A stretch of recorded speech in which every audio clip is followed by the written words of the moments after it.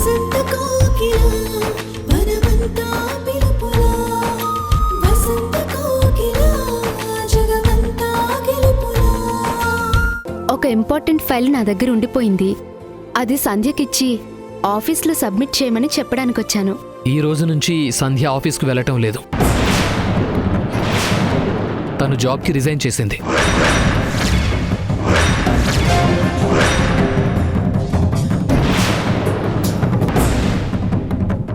అదెప్పుడు? సంధ్య నాకు చెప్పలేదే. ఇది తన డెసిషనేనా? కాదు, నేనే డిసైడ్ చేశాను.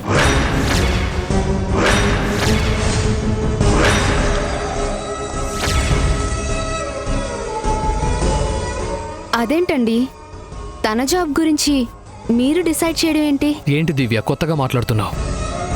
కాఫీ కప్ షేర్ చేసుకున్నంత ఈజీగా లైఫ్ని షేర్ చేసుకుంటున్నాం కదా. అలాంటప్పుడు ఇద్దరిలో ఎవరు డెసిషన్ తీసుకుంటే ఏంటి? నిజమేనండి, కానీ కాఫీ తీసుకో దివ్య.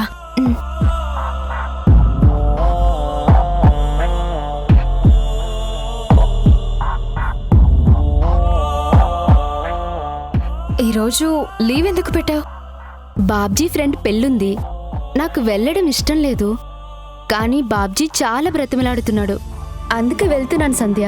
ఓహో, అంటే మీకు ఇష్టం లేకపోయినా మీ హస్బెండ్ మాటకు వాల్యూ ఇస్తున్నారన్నమాట. గ్రేట్ కదా సంధ్య.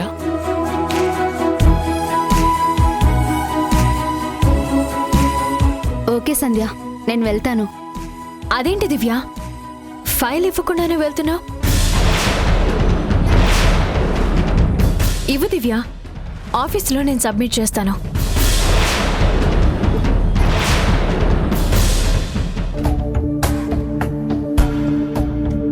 బాయ్ సంధ్య. బాయ్ ఆకాష్ గారు.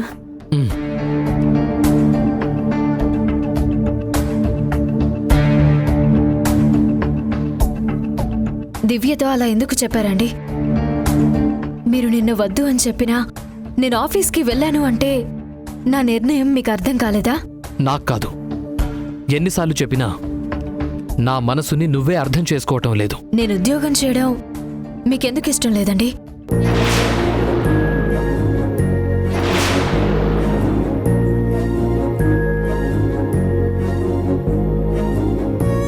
ఎందుకంటే నా సంధ్య ఉద్యోగం చెయ్యలేదు కాబట్టి.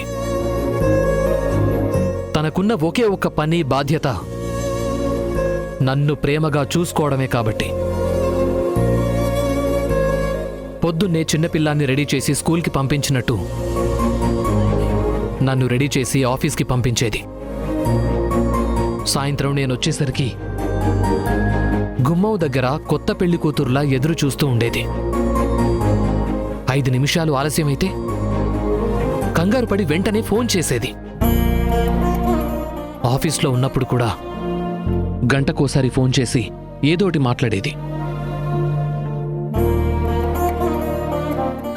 కాల్ కట్ చేసే ముందు మర్చిపోకుండా, మిస్ అవ్వకుండా ఐ లవ్ యూ చెప్పేది.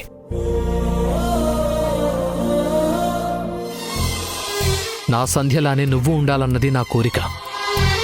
కోరుకోవడం వరకు బానే ఉందండి, కానీ కంపెల్ చేయడం, బలవంతంగా రుద్దాలనుకోవడం నాకు నచ్చడం లేదు. నీ అభిప్రాయాలకే కాదు సంధ్య, నా ఇష్టాలకు కూడా విలువివ్వచ్చు కదా. సరేనండి, ఈ రోజు నుంచి నేను కూడా మీకు నచ్చినట్టే మిమ్మల్ని చిన్నపిల్లాళ్ళ రెడీ చేస్తాను.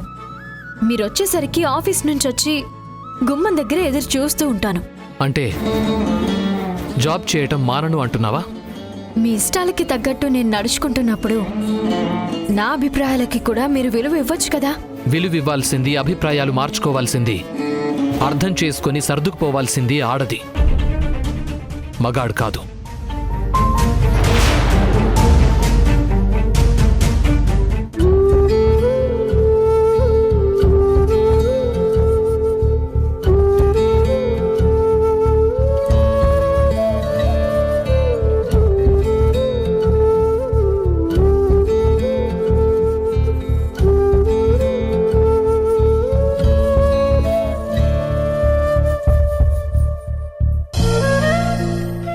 లక్ష్మి, లక్ష్మి ఎక్కడున్నావు? వంటింట్లోనండి.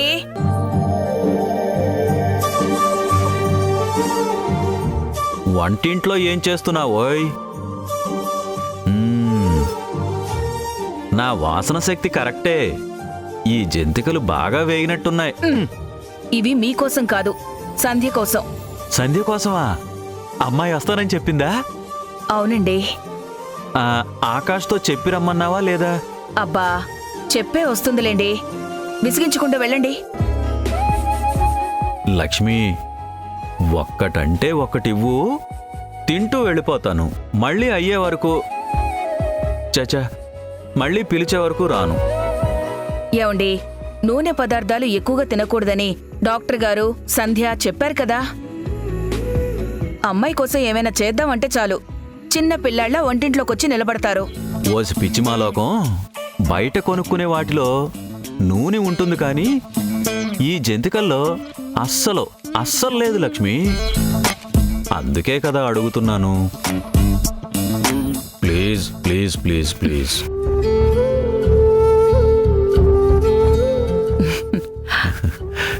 మళ్ళీ అడగొద్దు. ఇవి అయ్యే వరకు నోరెత్తితే అడుగు.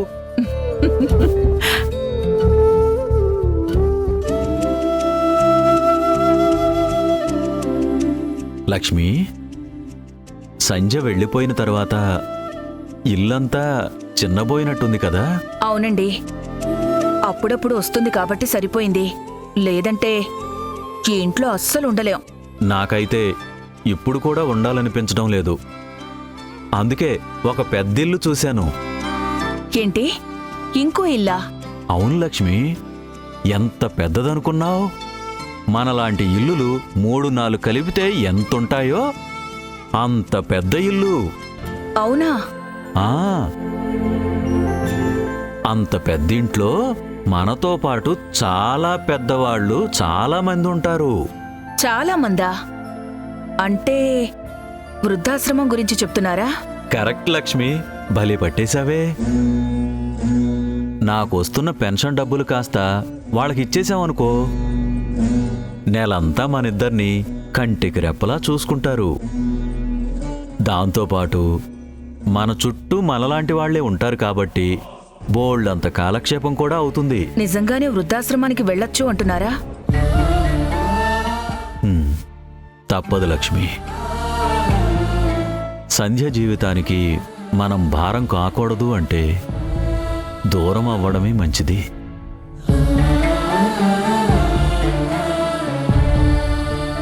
బాధ్యతల పేరుతో ముందర కాళ్ళకి బంధంలా ఉండడం సంధ్య భవిష్యత్తుకి మంచిది కాదు.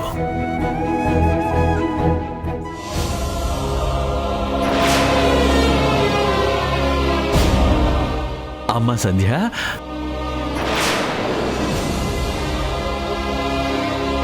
చెప్పండి నాన్న, ఎందుకు ఆగిపోయారు? ప్లాన్ చాలా పకడ్బందీగా ఉంది. ఇలాంటి దూరం పెంచడానికేనా నాకు పెళ్లి చేశారు? చచా, అవేం మాటలమ్మా. లేకపోతే ఏంటి నాన్న? మీరు నాకు దూరం అయితే మీతో పాటు నా సంతోషం కూడా వచ్చేస్తుంది. నన్ను ఏడిపించడం మీకు ఇష్టమైతే వెళ్ళిపోండి. అమ్మా అమ్మా సంధ్య, సంధ్య. అమ్మా సంధ్య, నువ్వు లేకపోతే మాకిష్టం ఎలా అవుతుంది తల్లి? మేమెప్పుడు నీ నవ్వే కోరుకుంటాం. కాకపోతే కొన్ని రోజులుగా నీ సంతోషంలో ఏదో మార్పు కనిపిస్తుందమ్మా. ఆ మార్పుకి కారణం ఆకాష్ అనిపిస్తుంది. అవునమ్మా, ఆకాష్ ముందులా కనపడడం లేదు. మాటలోనూ మర్యాదలోనూ అతనిలో ఏదో తేడా వచ్చింది. ఆ తేడా నీ మీద పెంచుకున్న ప్రేమ మీద, మీ కాపురం మీద పడకూడదని ఇలాంటి నిర్ణయం తీసుకున్నాం. నీకు దూరంగా వెళ్ళాలనుకున్నామే తప్ప నిన్ను చూడకుండా మేం మాత్రం ఎన్ని రోజులు ఉండగలం చెప్పు? అలా ఉండలేనప్పుడు దూరంగా వెళ్ళడం ఎందుకు? అసలు ఈ సమస్యలన్నీ నా పెళ్లి వల్లే. మన మధ్య దూరం మొదలవుతుందన్న భయంతోనే పెళ్లి వద్దు అని మొత్తుకున్నాను. ఉన్నంతకాలం మీతో సంతోషంగా ఉండాలనుకుంటే నా మంచి కోసమని తాళి కట్టించి నన్ను బయటికి పంపించారు. పెళ్లి వల్ల జరిగిన మంచేంటో ఇప్పుడు మీ మాటలు వింటుంటే నాకు అర్థమవుతుంది. తప్పమ్మా, అలా అనకూడదు. ఇప్పుడు కూడా నీకు తోడు దొరికింది. నీ జీవితం బావుండాలనే మేం కోరుకుంటున్నాం. మరి నేను మాత్రం మీ బాగు కోరుకోకూడదా? మీరు నా మాట వినకూడదా? మీకు మీరే నిర్ణయాలు తీసుకుంటే ఇక నేనెందుకు చెప్పండి? మీకు ఏ లోటు లేకుండా, ఏ కష్టం తెలియకుండా చూసుకుంటాను అని ఆ దేవుడి సాక్షిగా మీ అబ్బాయికి ప్రమాణం చేశాను. ఆ మాట కోసమే ఇన్నాళ్ళు బ్రతికున్నాను.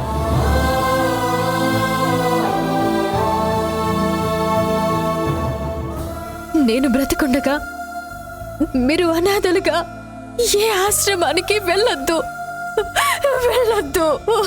అమ్మా సంధ్య, ఏడవకమ్మా. మేము ఎక్కడికి వెళ్ళాం. నువ్వు ఏడవద్దు.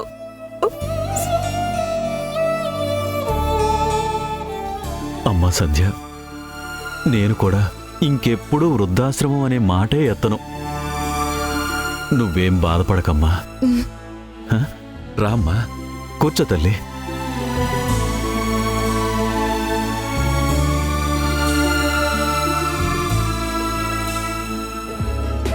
ఏం చూస్తున్నావు లక్ష్మి? వెళ్ళి అమ్మాయి కోసం చేసిన జంతికలు తీసుకురా. అలాగేనండి, ఆ. ఇప్పుడే తీసుకొస్తాను.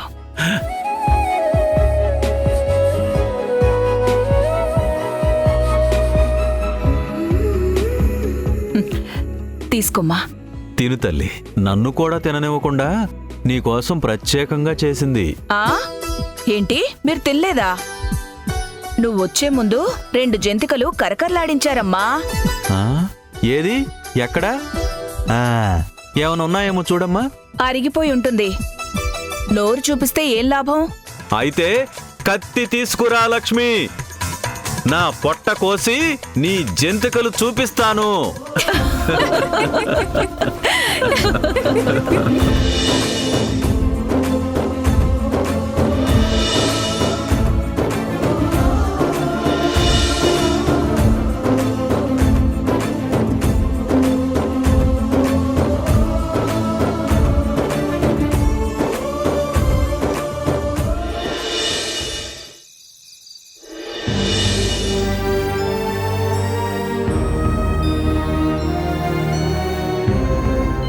సంధ్య,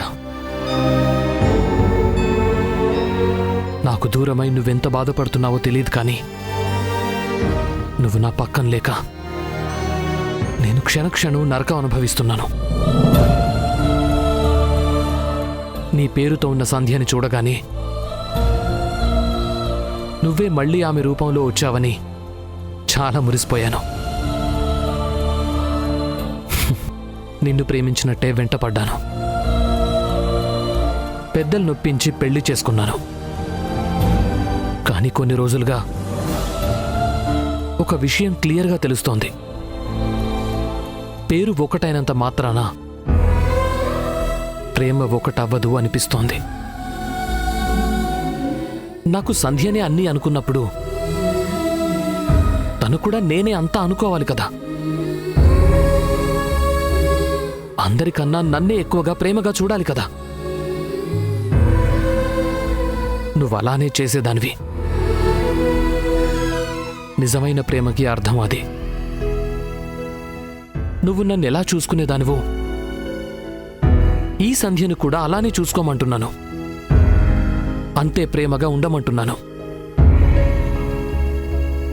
ఇంత చిన్న విషయం తనకెందుకు అర్థం కావటం లేదు? అది చెప్పడంలో నా లోపమా, లేక వినకపోవటంలో తన లోపమా?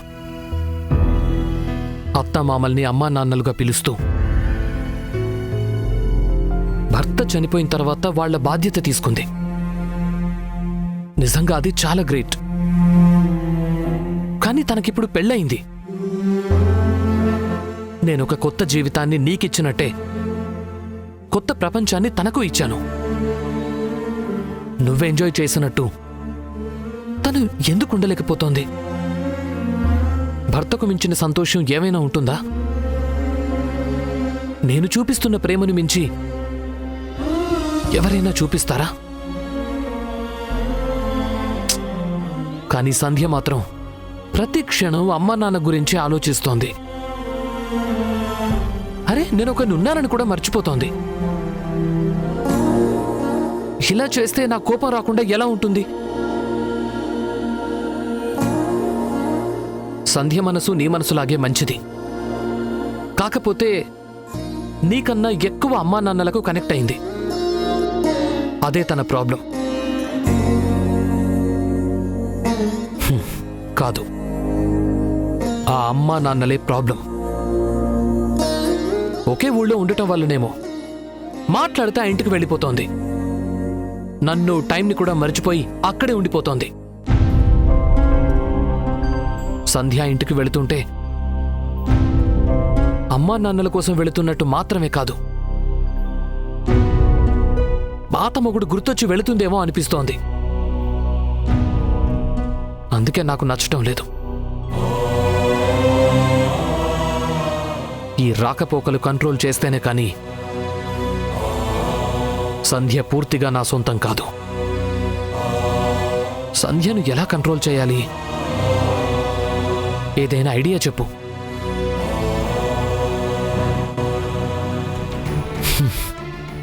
ఆల్ రైట్, అలానే చేస్తాను. అడిగినందుకు చాలా మంచి ఐడియా ఇచ్చావు Sandhya. Thank you so much. నువ్వు నా కంటికి కనిపించకపోయినా నా మంచి కోరుకుంటున్నావు చూడు. అందుకే I love you so much.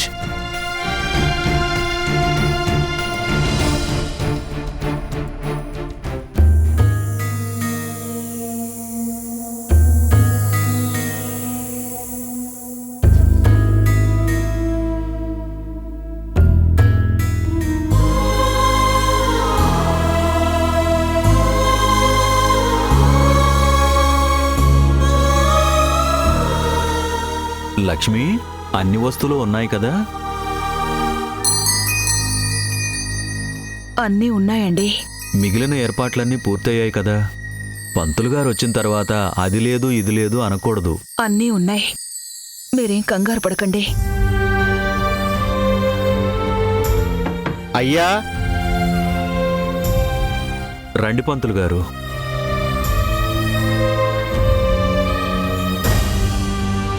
అంతా సిద్ధమేనా అయ్యా? అన్నీ రెడీయే పంతులు గారు. పూలమాల తీసుకురాలేదా? ఉంది పంతులు గారు. మరి అలంకరించలేదే? ఇప్పుడే తీసుకొస్తానుండండి.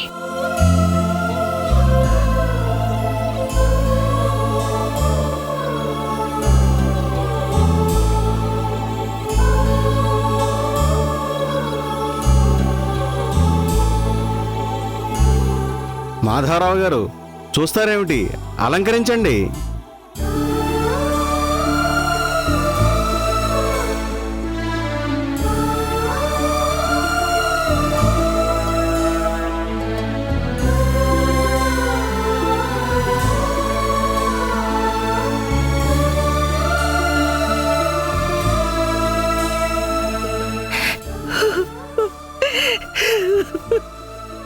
ఊరుకో లక్ష్మి.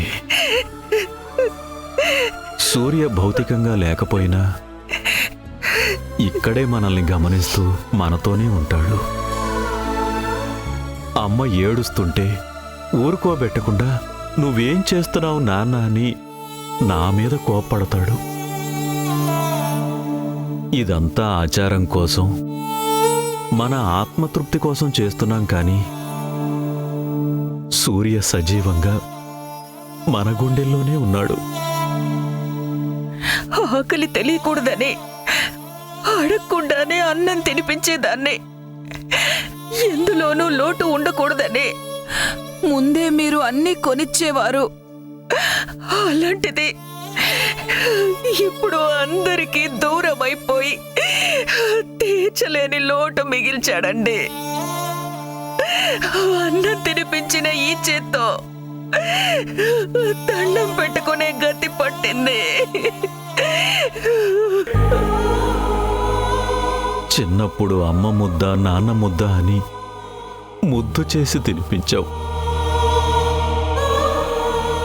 ఇప్పుడు ముద్దలు చేసే దురదృష్టం నాదయ్యింది.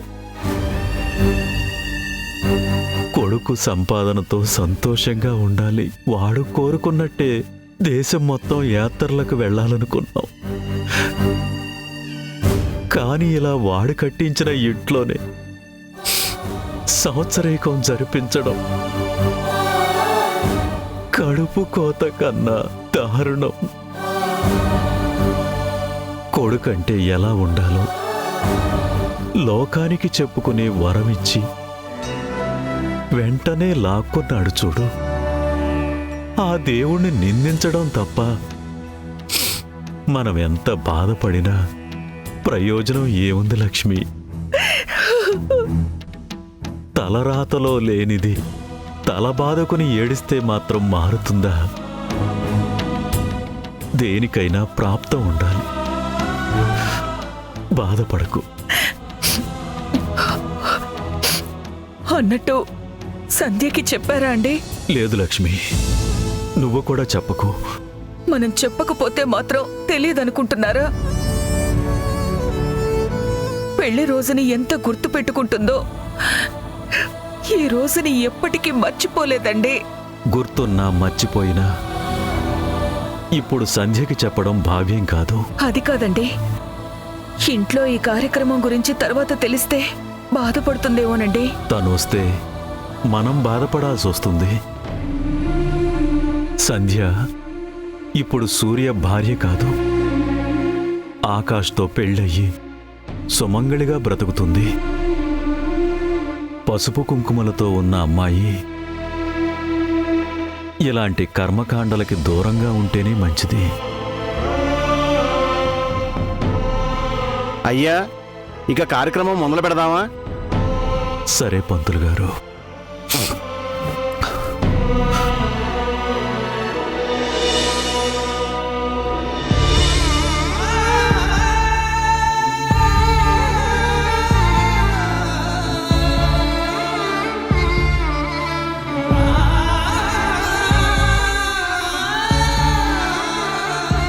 మన ఇంటికి స్పెషల్ గెస్ట్లు వచ్చారు.